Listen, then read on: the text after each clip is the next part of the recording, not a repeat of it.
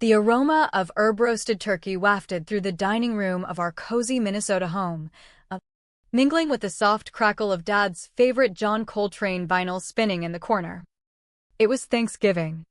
That one day a year when everything was supposed to feel right, wrapped in the illusion of warmth and gratitude.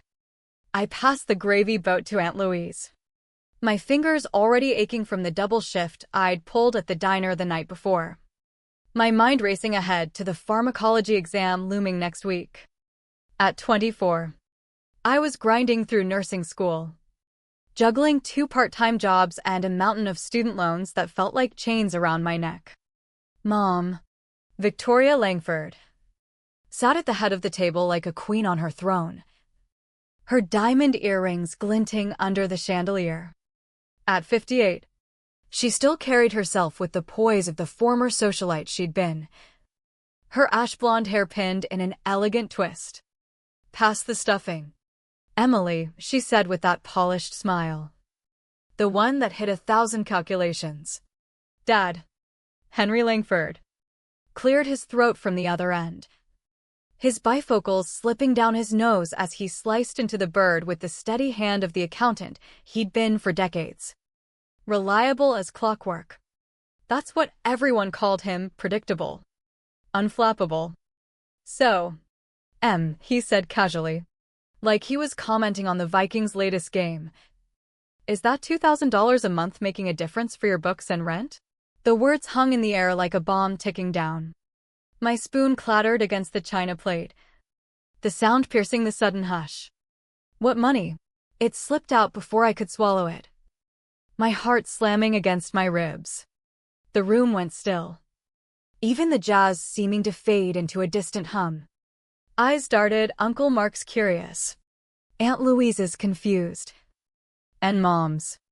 Mom's was a mask of serene control as she dabbed her lips with a linen napkin. Henry's brow furrowed, glancing between us. "The transfers we've been sending for your nursing program. Victoria's been managing them from our joint account." Mom took a delicate sip of her Chardonnay, the glass catching the light like a warning signal. "I've been directing it to Sophia," she admitted finally, her tone as smooth as silk, like she was discussing the weather. "Sophia, my little sister.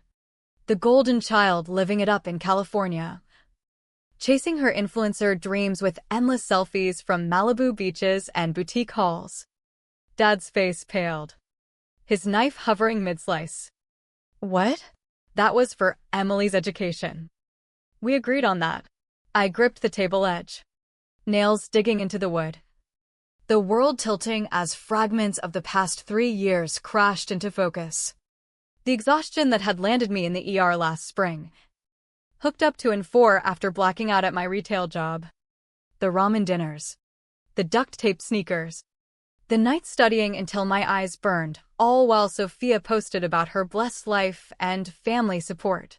The betrayal burned in my chest, slow and searing, like acid eating through metal. "How long?"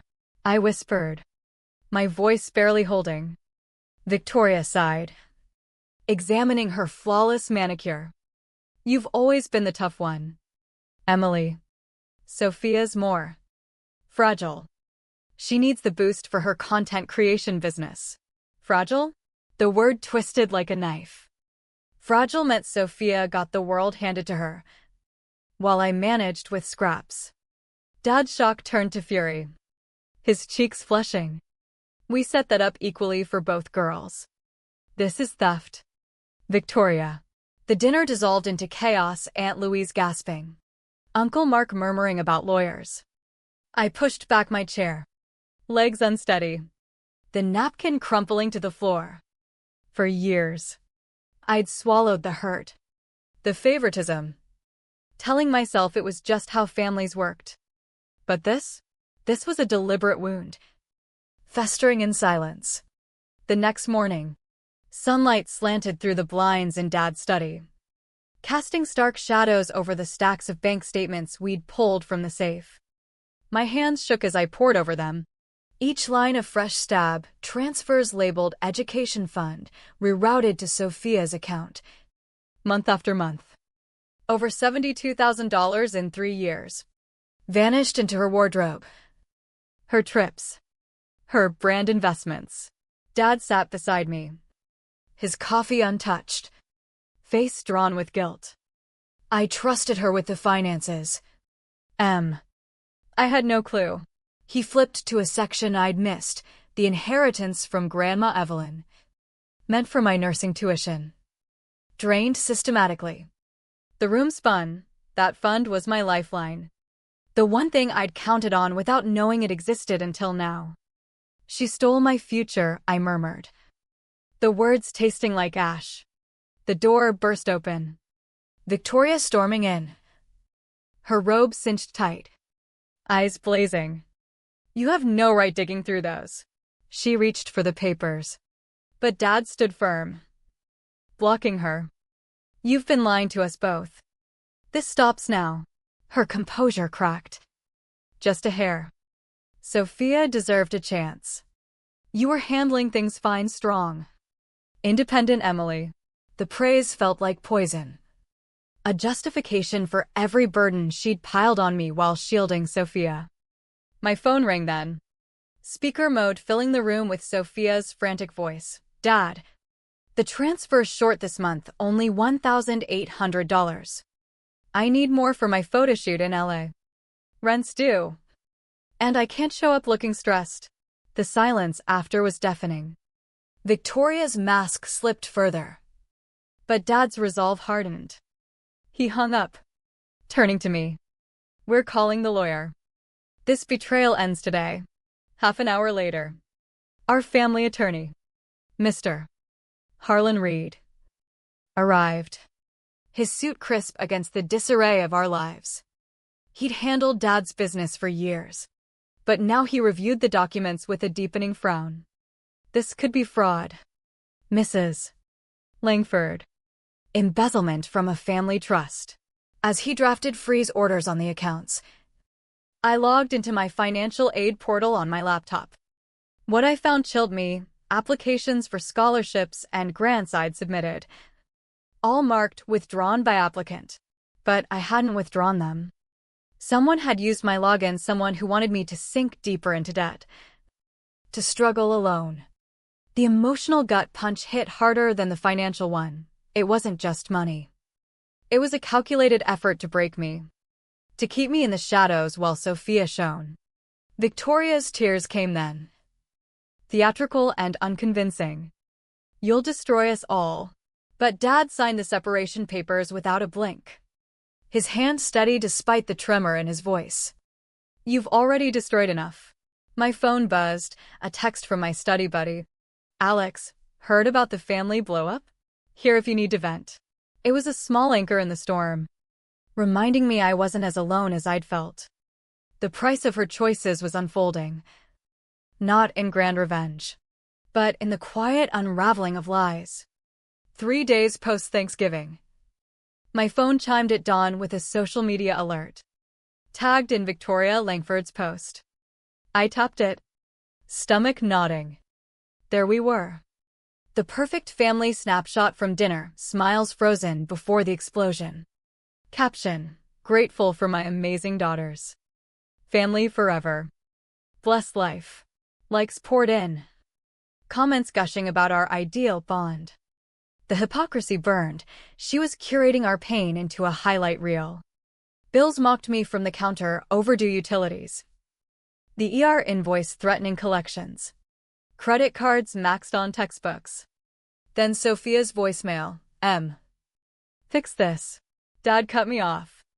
I can't afford my apartment. My followers will notice if I downsize. As if her image mattered more than my survival.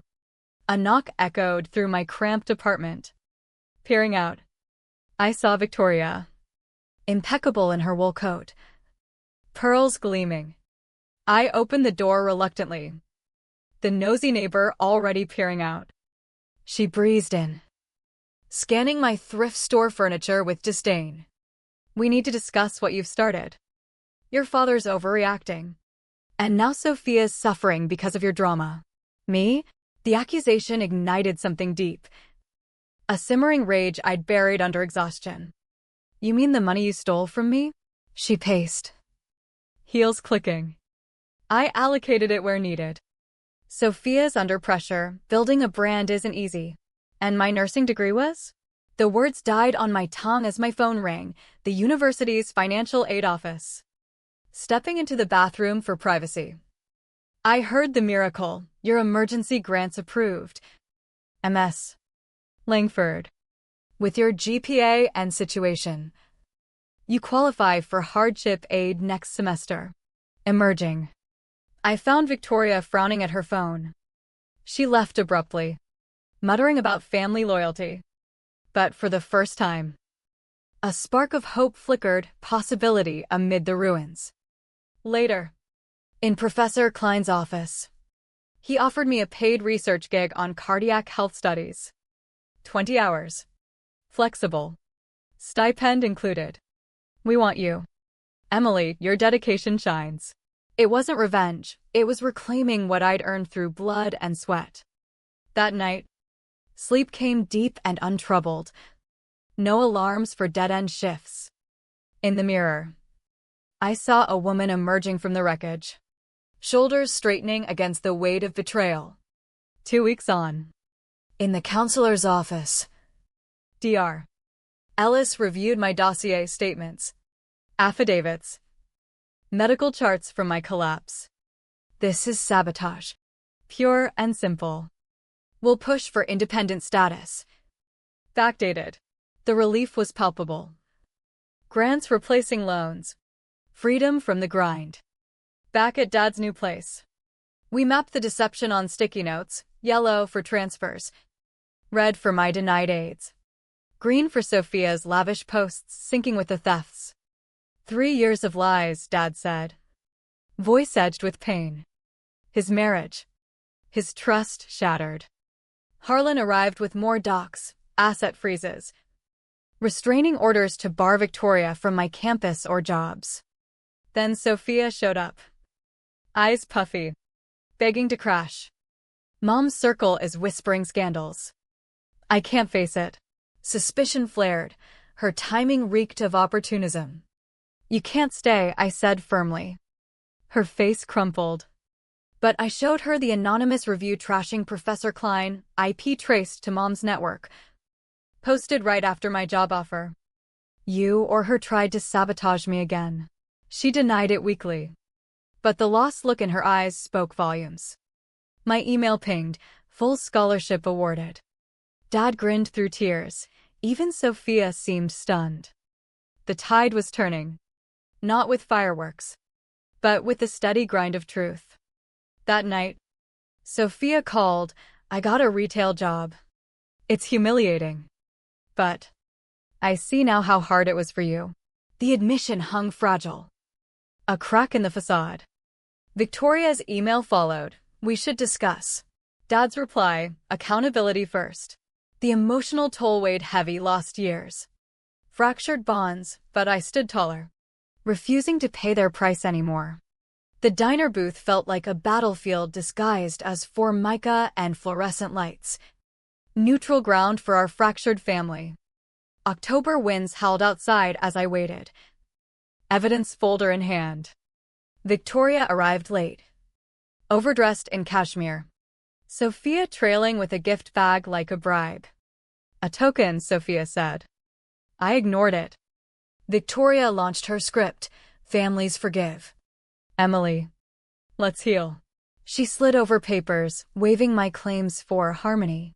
I countered with my folder, dates, amounts, transfers syncing with Sophia's luxuries.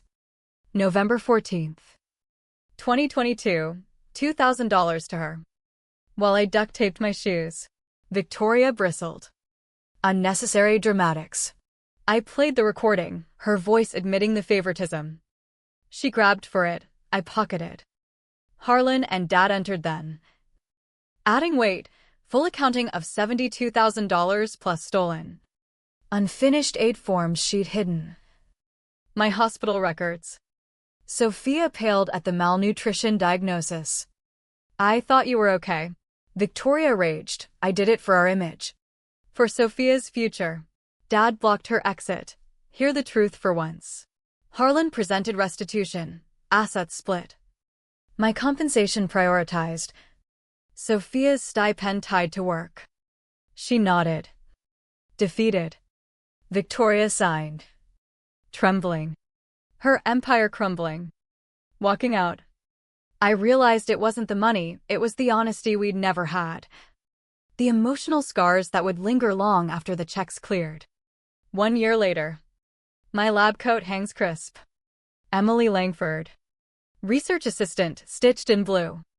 Sunlight floods my modest apartment. Stocked with real meals. Not survival scraps. The med school acceptance, full ride, sits framed beside team photos from our published study on heart regeneration. Dad's text buzzes. Ride to dinner? I smile, my own car now. At his place.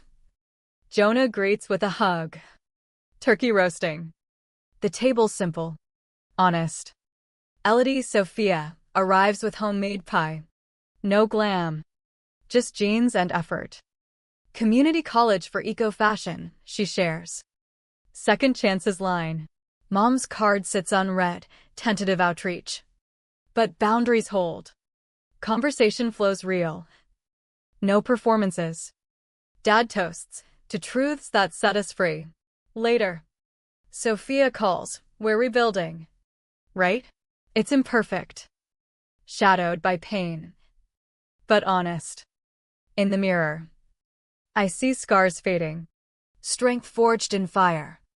The betrayal cost us all. But in the ashes.